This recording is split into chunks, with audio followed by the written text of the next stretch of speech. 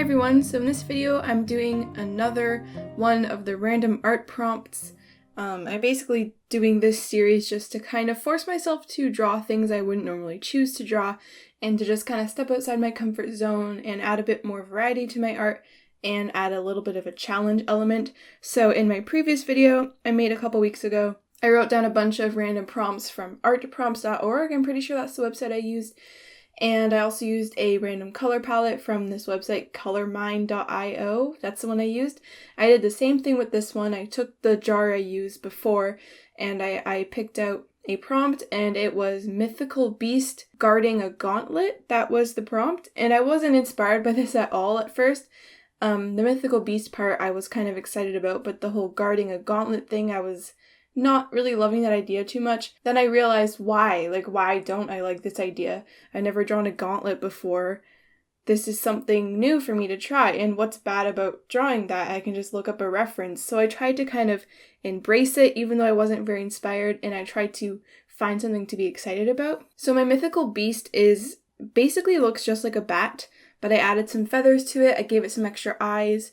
I made its wings more of an orange color, and I made its mouth glowing. I wanted to give it a tail, but I didn't really end up working that into the design.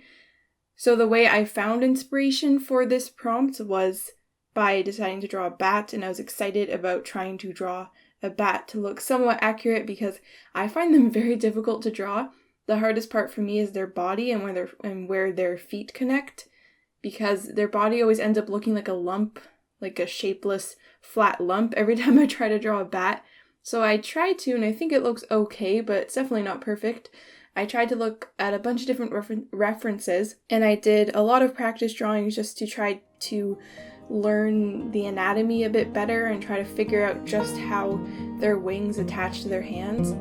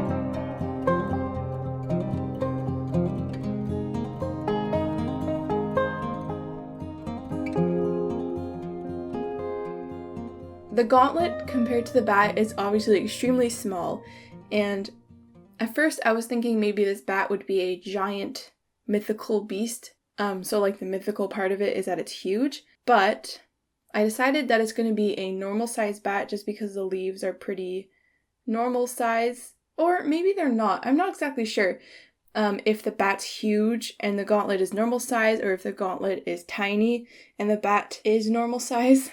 I guess it's kind of ambiguous that way, but either way, there's something a bit magical going on. There's some kind of scaling issue that wouldn't really work in real life. So actually, I've never done this before, but I'm going to put a poll if you think that the bat is the one that's too big, or if the gauntlet is actually really tiny and the bat is normal size. So I'll put a poll and vote on it and see which one you think it is. I guess the size of the tree branches and the leaves could kind of give it away, but I think it's still a little bit ambiguous. I did this with watercolor, and I used a Copic multiliner just because it's one of the few ones that I have left that still works, and the nib is actually split on it, so I should throw it away, but I'm not going to. I'm going to keep using it. I'm a little bit afraid to use my microns because I refilled them with ink and I'm not sure if the ink is waterproof. And I was actually really happy with the line art. I really liked the way it turned out. I didn't know what exactly to do for the background, so I just added some branches and leaves like I do a lot. I wanted most of the focus to be on the bat hanging upside down, guarding this tiny or normal size gauntlet, depending on how you see it. And the coloring was going well at first. I was mapping out where I wanted the glowing yellow to be, and I was keeping the color palette that I got in mind. And I took the color palette as a suggestion. I used the colors on it, but I kind of mixed them together and added my own colors because I wanted the illustration to work. It was more of a guideline and like a decisive way of, okay, these are the colors I'm using and I have to kind of stay in this range. And it kind of limits it, and it allows you to just focus on trying to get the colors to work. So it's not exactly the same as the color palette I chose, but it's pretty similar and it's more of like a guideline for the painting. And I think I made the colors a little bit too muddy in the background. I just couldn't figure out what I wanted to do with it. I wanted the bat to have enough contrast, but I didn't want the background to be too dark. I don't think I planned it out that well. And I also overlaid blue and orange, which never really works out because those two colors will make it look muddy because they're complementary colors. But I think it looks okay. I'm pretty happy with the way the bat turned out. The gauntlet is a little bit difficult to see at first and to tell what it is. That's not really intentional, but I guess it could work because the bat is guarding it, so it's kind of concealed and you have to look closer to see what it is. But that wasn't really intentional. So I can't say I did that on purpose. I wish it was a little bit easier to see and easier to spot at first, but I'm overall happy with the way this turned out. I didn't really make any drastic mistakes. The biggest thing I would say is that the colors got a little bit muddy and they're not exactly the way I wanted them to be, but I think overall I am happy with the colors.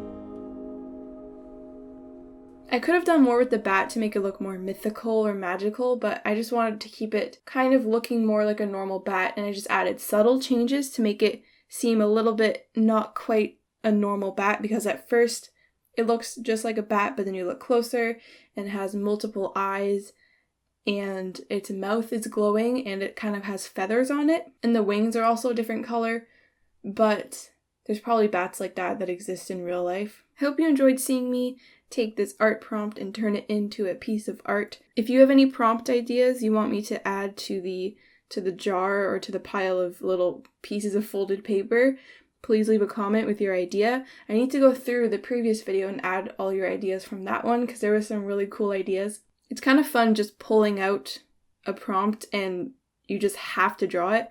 And it could be something you're completely uncomfortable with, and it could turn out to be one of your favorite drawings you've ever made. You never know. It's really, really fun to do this. And also a random color palette kind of allows you to just focus on making a good illustration because you know what you're drawing and what colors you're going to use, and you just have to make it look nice after that. So I really hope you enjoyed seeing me paint this. It was a lot of fun, and I'll see you in my next video.